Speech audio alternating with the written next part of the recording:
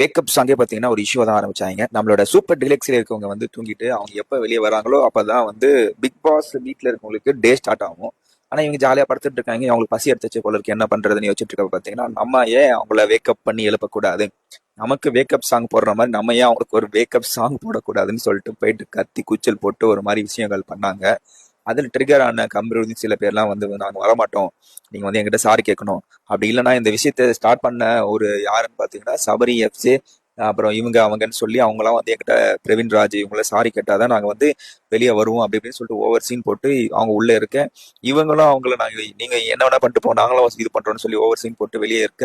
அப்புறம் இவங்க நீங்க வந்தா தானே அடுப்பை பத்த வச்சா தானே குக் பண்றதுக்கு, நாங்க நேத்து வச்ச சாப்பாடு கொஞ்சம் இருக்கு அதை வச்சு நாங்க ஏதோ பண்றோம் பாருன்னு சொல்லி சாப்பாடு தனியா ஊத்தி சாப்பிட, அதை யாருக்கும் தெரியாம நம்ம கான வினத்துக்காரர்களை உள்ள எடுத்துட்டு ஓட அப்படின்னு சொல்லி இந்த காலையில இந்த வேக்கப் விஷயமே வந்து ஒரு பெரிய சம்பவமா போயிட்டு இருந்தது. அடுத்து